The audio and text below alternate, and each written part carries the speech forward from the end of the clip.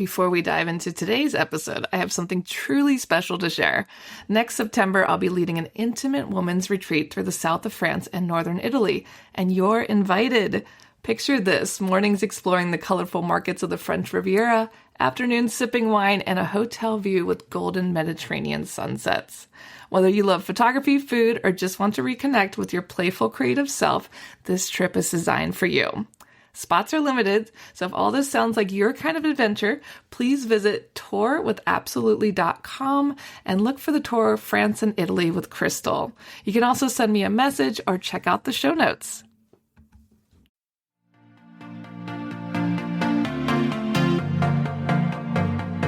Hey guys, my name's Crystal Kenny, and I'm in love with creating. All things artistic and imagination involved. I'm an American girl who chased her creative dreams all the way to Paris, France, making a living using photography. This podcast takes you inside the stories of all the artsy folks I've met along the way and gives you that extra push to discover your creative gifts. The desire to create is deeply inside each and every one of us, and I give you the tools and inspiration to find a new way of living a more creative life. This is La Vie Creative, the podcast.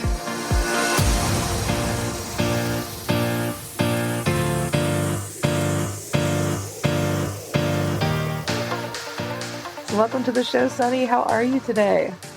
I am amazing, and I am so happy to be here with you.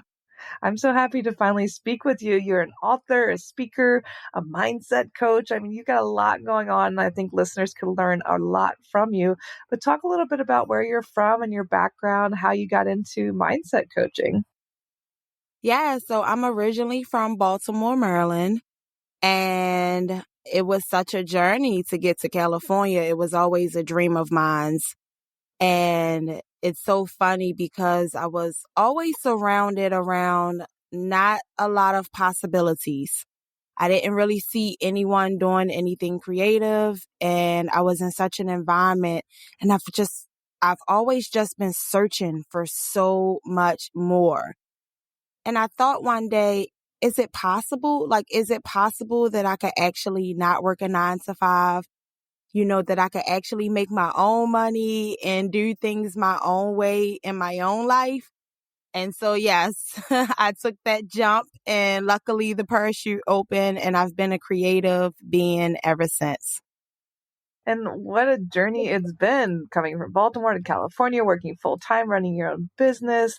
And talk a little bit about how you got into mindset coaching. How did you learn, and how do you help others? It's funny because speaking and writing and coaching, it all kind of aligned together. So I'll just start with how I got into speaking because it goes right into how I got into coaching. When I published my first book, I have 7 books now, but when I published my first book, I had this big dream to put it in all of the prisons in the United States. And so as I started that journey, a lot of prisons said no, and there were a few that said yes. And once I got a few yeses, I turned that into hundreds of yeses, right? And one of the librarians and the warden had asked me to come and speak to the inmates because they really enjoyed my book, and I could speak at their graduation. They were getting their GED program. And I went to the prison. It was the scariest thing I've ever done, to speak in front of inmates to motivate them. And they're locked up, how can you motivate someone that's serving a sentence, Mm-hmm. And so I went there and I spoke to them. I got a standing ovation, and that started my speaking career. And then from there, I was noticing that when I spoke to people, I had the impact to change their perspective on life. I had an impact. I've had people just quit their jobs. They'd be like, I believe in what you say, and really become successful. And so coaching kind of was the natural next step because I saw myself constantly making an impact, but it started from me speaking. Because if I can change inmates' perspective from being negative to positive, it really made me feel hey, maybe I got something special here. Yeah, and like you said, it was really scary to jump in and how do I help people who are in such a difficult situation, and then to inspire them. It kind of feels like you can inspire anybody. Yes, it was exactly what I needed to start me on my journey. And that's what we're all on. We're on a journey, and there's so many paths you can take, you know. There's not like one way you can go. There is so many ways that you can go, and if you are aligned with who you are and if you are doing what feels best in every moment as much as possible, you're going to find yourself in your journey going the right way that is for you. And it might not be the way you imagined, but if you're being creative, it's going to be the perfect way for what it is that you're inspiring to do. Now, I know many of our listeners and many creatives in general struggle with imposter syndrome. Could you give some feedback on that? Like, where do we think imposter syndrome comes from? And what are some ways to battle that feeling? Yeah, it's so funny because I'm one of the few people who don't believe in imposter syndrome. I think you are being whatever version of yourself that you want to be in that moment. And I feel that we have this stipulation like, I'm not being real, or that's not who I really am, or, I'm faking a little bit, but we are like in a movie and we're playing characters, we're playing different characters, and you can be whatever character you want to be. And if for that moment to get you through that day, you need to be a version of yourself that's wealthy, for an example, then you can tap into that vibration of a wealthy person. You can spend money as if it doesn't mean anything. And it's the same thing for if you need to be creative. I think we have this stipulation, we have this perception that the people that are successful are special, or the people that are successful have something different than what the rest of us have. But that's not true. It's just that they believe that they are what they want to be. They believe it. Like, they don't question it. They don't doubt it. They say, I am this, and they become that. And so I don't really like the imposter syndrome thing. I don't like it. I think it's a way to doubt yourself. I think it's a way to kind of talk yourself down. And I think we should always be talking ourselves up. Yeah, we have to own it, right? Like whatever it is that we want, it's just about owning it. I know we've all met like super rich people or super successful artists, and we're like, how are they really any different from me? Like, how did they get there? Yes, I think we've all asked that question. Like, what was the breaking moment for them? And I also think like a lot of people believe that struggle have to be part of the journey. I've heard a lot of people say like, oh, I'm a struggling painter, or I'm a struggling, pianist. And it's kind of like, what you put in your reality, and I know it's so cliche, but it will actually be your experience. So just saying certain things like I'm a struggling creative person, or just using certain words is putting you in that experience, because we're all in our own little individual realities. And so you get to choose. You get to choose. Are you a struggling artist, or are you a thriving artist? You get to put that out there. And this is coming from someone who grew up with a lot of poverty. I'm talking about no money. Okay. The bottom of the barrel financially. And so if I can change my mindset starting off with absolutely nothing in this life experience, then I am like 100% sure that we all have this ability to do it. But we just keep forgetting. Like, we just keep forgetting the power that's within us. And what are some common issues you find many people facing other than obviously imposter syndrome or self doubt? What are some other things that you see over and over again? I see that their end goal don't happen as fast as they think it should.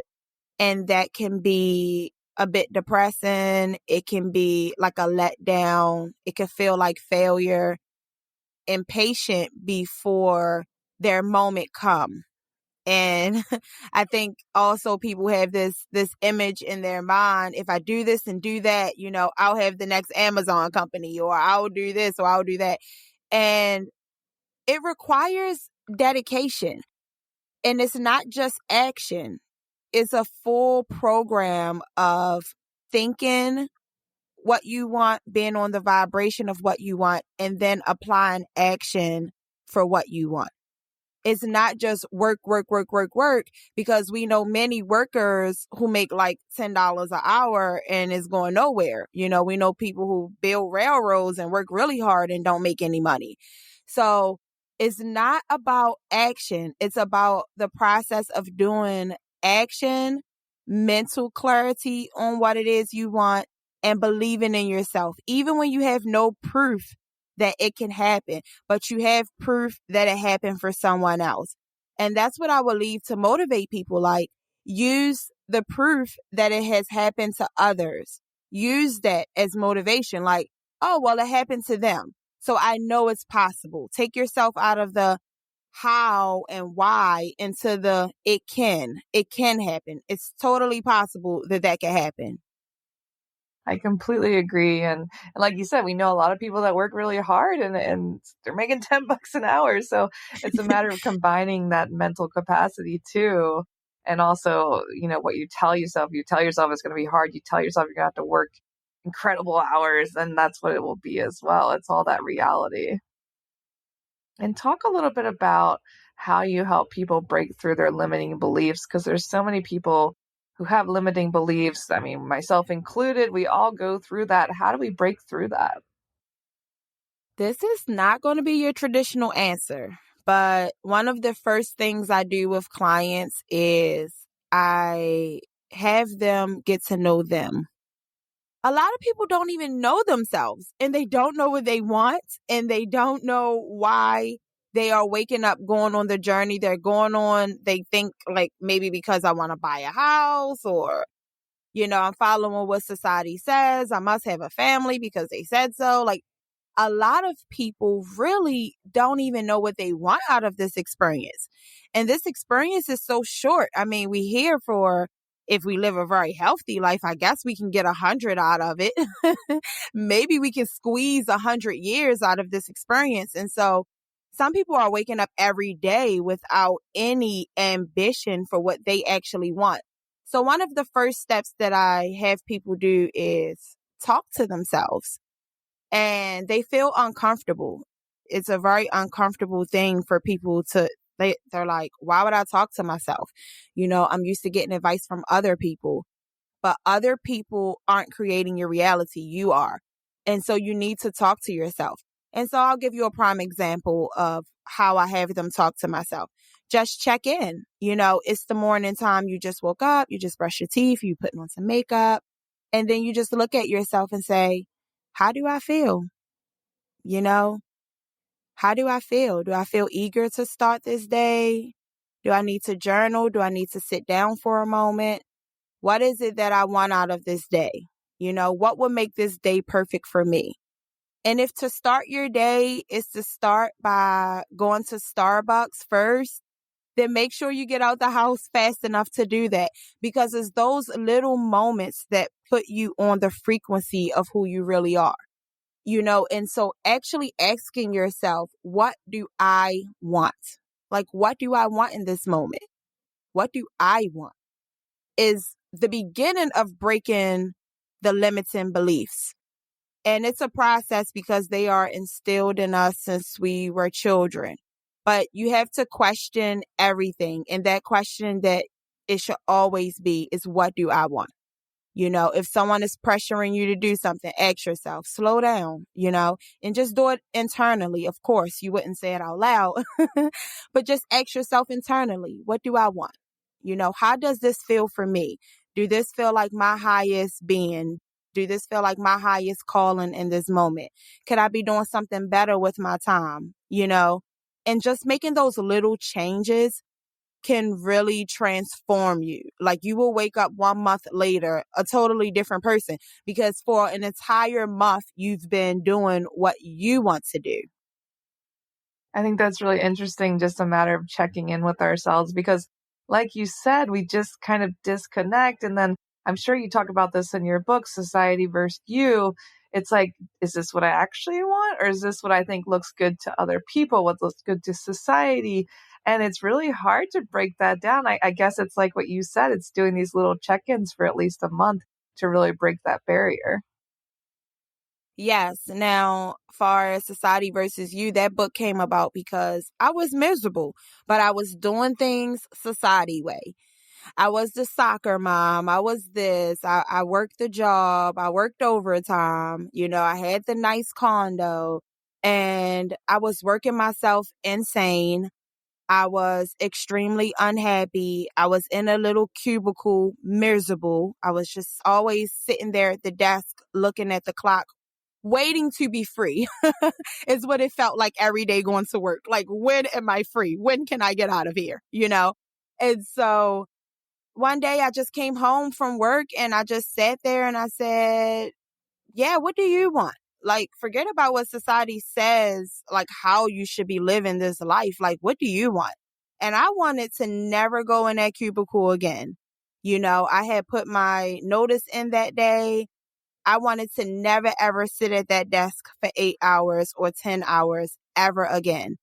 And so once I asked myself, what did I want? Myself had a lot to say. It's like, girl, we're on a planet. We want a lot. We want to travel. We want to explore. We want abundance. I mean, we have a whole list of things. Thank you for finally asking. And I literally quit my job and I wrote my book and I did everything that was on that initial list. I have accomplished that plus so much more. I mean, it's unbelievable how sitting in that cubicle changed my life. Like how me just asking myself, stop following society way. What is it that you want? Yeah, and I think it's huge to really ask that question and to stop the numbing. I mean, we all do so much numbing, whether it's eating, watching TV, social media. We're numbing, we're comparing ourselves to other people, and we're still not asking that important question, what do I want? I think we're just confusing ourselves more. Yes. And I think looking at other people's lives also confuses us on what we want, because sometimes you can get on social media and you can become envious of what it appears to be. Let's make that clear, because it's like that's like a fake reality in itself. Every time you pick your phone up and you go into that world on that piece of technology, you have just entered like a fraudulent reality. Nothing is really that perfect. Nothing is really that real. No one makeup is that flawless all day long. What about when it rains? What about when you sweat?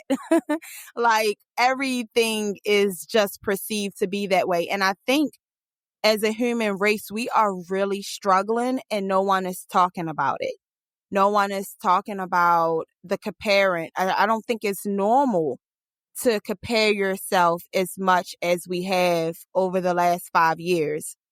And so with that being said, I think it is time to tune in, because a lot of those things that you're envious of or jealous of, you don't even want. You don't want that husband. They look like they have a beautiful picture, a wife and a husband, and they're on vacation and, it appears that way. But he may have cheated on her just a month before. You don't want that husband. Like, tune in to what you want, who it is that you want to be with. And I think we struggle. We struggle quite a bit living in this time. Yeah, I think it's new territory for everybody. I was reading recently that in history, we normally only had 100 people in our circle. Like we knew maybe 100 people. And now with the internet, with social media, we have thousands of people running through our brains, and we still don't really know how that's affecting us long term. Absolutely. And I, for one, struggle quite a bit with social media. I'm on and I'm off. I mean, I take a lot of breaks. I mean, I don't think I've been on there for about 4 months right now. And it's for my mental. I don't know how. And I've been trying to figure out a way for that to be part of my life, because it's the new world. Like, it's what's going on, in life right now. And so I've been trying for like the last 3 years to figure out how to incorporate social media in my life in a healthy way. And I have yet to figure that out because the program is so designed to be addictive that even if you say like, oh, I'll just get on these days, or, I was at one point, I was just getting on Mondays just to promote promote some of my books and some of the things I had going on. And even on just those Mondays, I found myself going back, checking in, seeing if someone left a comment. I found myself looking at other people's pages. I fell right into the trap of the program. And I mean, they have very intelligent experts that designed this program to keep you on there. So, Crystal, I, for one, struggle quite a bit with social media, if I be honest.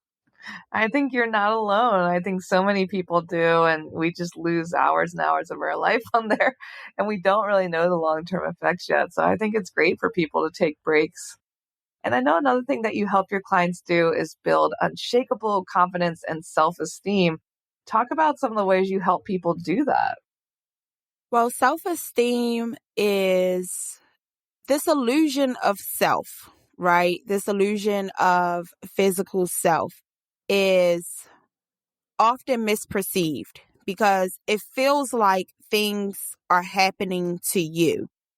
If someone be disrespectful to you, it feels like you were disrespected. It feels like things are happening to you. But who you really are, you are eternal. Like you are a soul in a body having a temporary experience. And so to ever down talk self, the one entity that is going to be with you every morning you wake up, you will be with yourself. This entire experience, you can escape your mom, you can escape your ex-husband, you can even run from your children, but you cannot run from yourself. And so self is love. Self is everything. No one wants a better experience for you than yourself, and it works with your body. It is your soul. It is here to make this bet, to encourage you, to remind you, hey, this is just a temporary experience. Take it easy on yourself. And so I think the first thing that I do is just having people acknowledge what self is. Self is not this thing that you get to beat up on and abuse. I mean, the world does that enough. You are with this consciousness forever. You came into this experience with it. You'll leave with it. And so love it. Love it no matter what. Don't worry about the physical, the body. Actually get to know the consciousness that is you. That is like part of your purpose of being on this planet, to take yourself in and out of the illusion, the illusion of life, and to bring yourself, back to the trueness of who you truly are. And so with self-esteem, I think before I even tell them all the little, things that don't stick anyway, you are amazing, do this and do that. Like, I don't deal with my clients like that. I go so deep that they can remember this stuff when they're 100 years old, and there is never, ever, ever a reason to beat up on self. I don't care what mistakes you made. I don't care things that you may regret. It's okay. It was just a moment. It was just an experience. You get trillions of moments, so you're going to mess up in some of them. It's okay. You don't supposed to hold that energy for 20 and 30 years. You made a mistake. You're in the experience. It's all right. But self should never suffer for anything that's going on in this physical experience. You're just down here playing around, You don't beat up on your higher consciousness that came into this 3D reality with you. And so that's where I go at with people immediately, to bring them to a whole different frequency of how they look at themselves. I love that. We're just down here playing around. That's a great way to look at it. Oh yeah, we're just down here playing around. I mean, don't take it so serious, and don't beat up on you. I mean, why would you ever beat up on you? You're literally stuck with you every day, all day. Like, think about that. So anytime you have a negative thought about self, that's not coming from you. That's not the real you. The real you wants nothing more but for you to be amazing. It's never beating you up. That's something that you heard out in the world that you have in your program and you just repeating it. Something some adult told you when you were a child or something. But that's not the real you. The real you is obsessed with you. The real you loves you more than anything or anybody on this planet. It is with you 24/7. It is you. And why is it that we disconnect so much with this loving soul of ours? Is it like a protection thing? Is it our ego? Like, why do we have to dig back and find this guy again that's so nice and loving to us? I know. Because it's part of the experience. If we didn't separate from it, then we would never take this really real. You know, if we always could remember, like, this isn't really real, you know, not everything is changing all the time. I mean, the skin that I have today, I won't even have next month. I mean, everything is changing all the time. And so it's not real. If it's changing, then it's not real. And so, but if we remembered that it wasn't real, we wouldn't be able to really experience it. It has to feel real because that's the way that we're able to experience it. And we came here to Earth to experience it. Like, we wanted the experience. And so, but why do we have to like go back and find it? You don't have to find it. It's right there with you. It's right there with you when you get a whisper to not speed. It's right there with you when you get that thought, let me go to the park instead of watching a movie. And then you go to the park and you have the most amazing experience you could ever imagine. I mean, it's always there with you. I think we just get so caught up in the illusion. Speaking of illusion, that's my new book. It's called Trapped in the Illusion. We're constantly trapped and we just keep forgetting that we're naturally free, you know?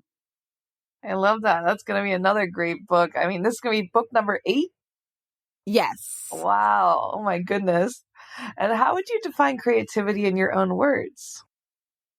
Creativity is having fun doing something. I don't care if it's playing a piano, if it's dancing, if it's singing, if it's painting, if it's writing, just having fun doing it.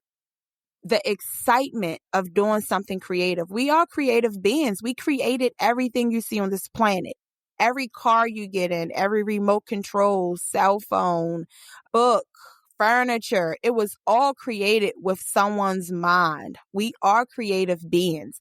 That is our birthright to be creative. And I know people think, no, we have to work, but that's because that is the story that you tell yourself. But it's our birthright to be creative. It is our highest calling to be creative. And trust me, money will follow your creativity if you believe in yourself, you know? I love that. And what are some of the most valuable resources that have helped you on your creative journey? Reading other entrepreneurs' journeys, just always being aligned with the field that I'm in, you know, just making sure, because I don't follow the way that anyone else do things. To me, it kind of takes my creativity away. But I do always have my ear open for like what's changing in the book world. Like, I know audiobooks are really, really hot right now. So, you know, it's just being aware of what's going on, but not losing yourself in what's going on, but just being aware of it. I think that's great advice. And talk about some of your future products. You have a new book coming out. You help people with coaching. Talk about some of the things you do. Yes. So I am a teacher on Insight Timer. And so you can find me, Sunni T Connor. You can find me on Insight Timer, where I upload meditations every week. And I am coming out with my first course that's called Drink Less Alcohol. It's Drink Less Alcohol for Spiritual Growth. Some amazing things happen when you get this type of clarity. And this course take you right along how to get that. And yes, my new book will be coming out at the end of the year, Trapped in the Illusion. And Society versus You is doing very well. That's out now on all platforms, Barnes& and Noble, Amazon, anywhere, Apple Books, anywhere that you like to read books. And yes, yep, I think that's what I got going on right now. You are a busy woman. And where can people connect with you and learn more and check out your books and programs? Yes, people can connect with me at sunnytconnor.com or amomentwithsunny.com. Perfect. We'll share all of that in the show notes. I can't wait to read the new book. And thank you so much for chatting with me today. Thank you, Crystal. This was so amazing. I appreciate your spirit, and I just appreciate having a moment to spend with you. So I'm really grateful. Thank you. The pleasure was all mine. Thanks so much for tuning in to La Vie Creative. You can find more information on MissParisPhoto.com. And if you enjoyed this show, please feel free to share and spread the word for all my creative guests. We have the power to help them to keep doing what they love. See you next time.